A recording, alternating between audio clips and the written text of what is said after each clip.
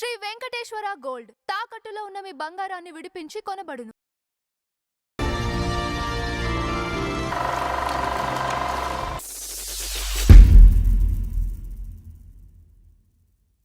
నమస్కారం నంద హరిచంద్ర గారు. నమస్కారం అంజబాబు గారు. సార్ ఈరోజు మన ఫ్లాష్ బ్యాక్ లో తమిళనాడు కమెడియన్ చంద్రబాబు గారు ఉన్నారు కదా, టాప్ మోస్ట్ కమెడియన్ అంటే నగేష్ గారి కన్నా ముందు కదా, ముందు కదా, అదే అసలు టాప్ కమెడియన్ అండి ఆయన. సింగరు, నటుడు, డైరెక్టరు, నిర్మాత, ఎంజీఆర్ గారికి బాగా సన్నిహితుడు, Gemini Ganesh best friend, Gemini Ganesh Savitri గారికి బెస్ట్ ఫ్రెండ్ చంద్రబాబు గారు. అంటే ఆయన అసలు అలా డాన్స్ చేస్తుంటే ప్రేక్షకులు ఉర్రూతలొగించేవాళ్ళు. కమెడియన్లో టాప్ మోస్ట్ కమెడియన్ చంద్రబాబు అండి. ఓకే, అయితే వాళ్ళ ఫ్యామిలీ మ్యాటర్ లో ఏదో ఈయనకు ప్రాబ్లం ఏదో క్రియేట్ ఒకటి వచ్చిందని చెప్తాను నేను. ఓకే, చంద్రబాబు గారు ఎంజీఆర్ గారు కూడా గౌరవించిన మనిషి చంద్రబాబు గారు అండి. ఎంజీఆర్ గారు చాలా వాల్యూ ఇచ్చేవాడు ఆయన చంద్రబాబు గారికి. ఓకే, ఏమండి జెమిని గణేష్ గారికి అంత పెద్ద పెద్ద స్టార్స్ అందరూ కూడా చంద్రబాబు గారిని చాలా గౌరవంగా చూసేవాళ్ళు. అంటే అంత బెస్ట్ కమెడియన్ ఆయన. ఆయన ఏం చేశారంటే షీలా అనే అమ్మాయిని, షీలా అనుకుంటా పేరు, ఆ అమ్మాయిని లవ్ చేశారు ఆయన. లవ్ చేస్తే ఆ అమ్మాయి మాత్రం చాలా కాలం ఈయన పెళ్లి చేసుకుందామంటే కూడా ఈయనకి సినిమా వాళ్ళు అంటే వాళ్ళకి దూరం. ఆ షీలా అనే అమ్మాయి ఫ్యామిలీకి సినిమా వాళ్ళు అంటే కూడా పడదు వాళ్ళకి.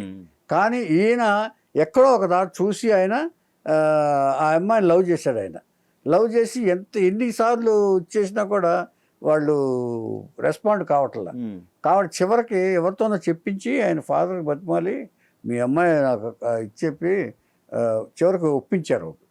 ఒప్పిస్తే వాళ్ళ అబ్బాయి ఇష్టానికి కూడా వ్యతిరేకంగా వాళ్ళు చంద్రబాబు లాంటి వాడు వచ్చి ఎంజీఆర్ గారితో సమానమైన వాడు ఆయన వచ్చి అడిగినప్పుడు కాదనకూడదని చెప్పేసి వాళ్ళ అమ్మాయిని ఇస్తానని పెళ్ళికి ఒప్పుకున్నారు.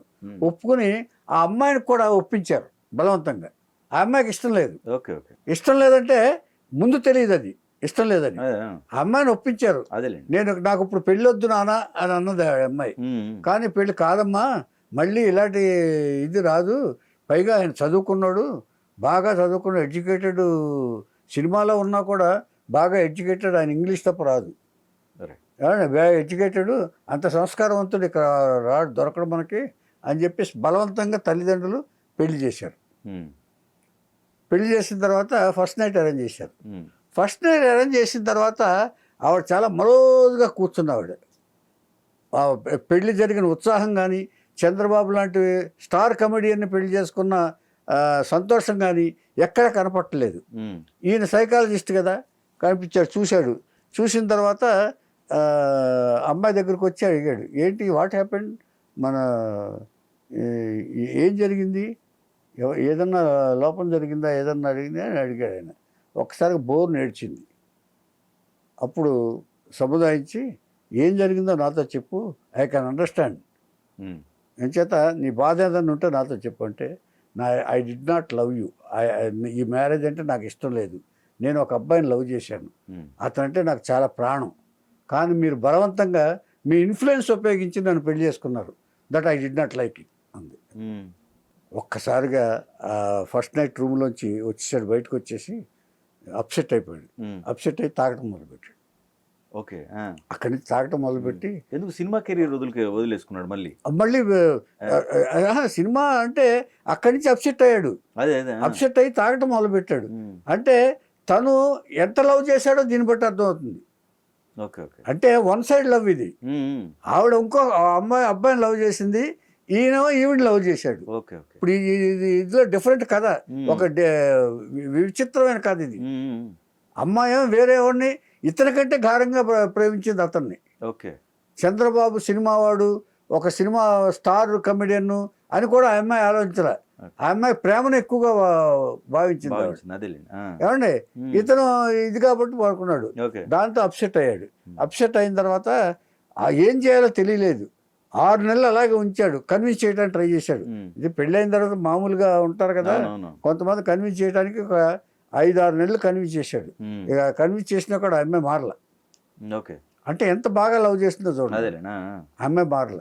మారకపోయేటప్పుడు అప్పుడు ఆ అమ్మాయిని అతను పిలిపించేసి ఆ అమ్మాయిని అతనికి నువ్వు వెళ్ళిపోవచ్చు అని చెప్పేసి పంపించేశాడు. పంపించేసిన తర్వాత ఈ డిడ్ నాట్ సెట్ రైట్ అండి. చంద్రబాబు తాగుడులో మొదలుపెట్టాడు. ఆ తర్వాత కొంతకాలం చంద్రబాబు గారు సావిత్రి గారికి చాలా ఒక బాడీ గార్డ్ లాగానే ఉండేవాడు అప్సెట్లో ఉన్నప్పుడు. సో ఈ తాగుడు ఎలాగంటే తను అప్సెట్ అయ్యి తాగుడు ఎలా అయితే మొదలెట్టాడో ఈవిడ కూడా తను అప్సెట్ అయింది తన భర్తతోటి, జమినీ గణేశన్ తోటి. ఇదే మార్గం ఏమో అనుకుని చెప్పి ఆవిడ కూడా స్టార్ట్ చేసింది. ఇలా స్టార్ట్ చేసిన తర్వాత ఇక తర్వాత కథ ఇక ఆవిడ మారలేకపోయింది.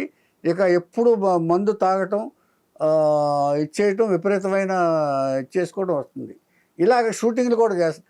ఆవిడ నటనని మర్చిపోలేక ఆవిడ మహానటని కొంతమంది ఆవిడ తాగుతున్నా కూడా సినిమాల్లో వేషాలు ఇస్తున్నారు. దాంట్లో ఒకటి విచిత్ర కుటుంబం సినిమా. ఆ విచిత్ర కుటుంబం సినిమా ఏమైందంటే ఎన్టీఆర్, శోభన్ బాబు, విజయనిర్మల వీళ్ళందరూ ఉన్నారు, కృష్ణ గారు కూడా ఉన్నట్టున్నారు. ఏమండి ఆ సినిమాకి ఏం చేసిందంటే సావిత్రి గారు ఉన్నారు. సావిత్రి గారు షూటింగ్ వచ్చిన తర్వాత షూటింగ్ షాట్ జరుగుతుంది, గబుక్కును వాంతి చేసుకున్నారు. ఇంటి దగ్గర తాగొచ్చారు ఆవిడ. జమినీ గణేష్, సావిత్రి, చంద్రబాబు ముగ్గురు ఫ్రెండ్స్ అండి. ఏమండి ఈ జమినీ గణేష్తో పార్ట్ అయిన తర్వాత చంద్రబాబు దగ్గర అయ్యాడండి.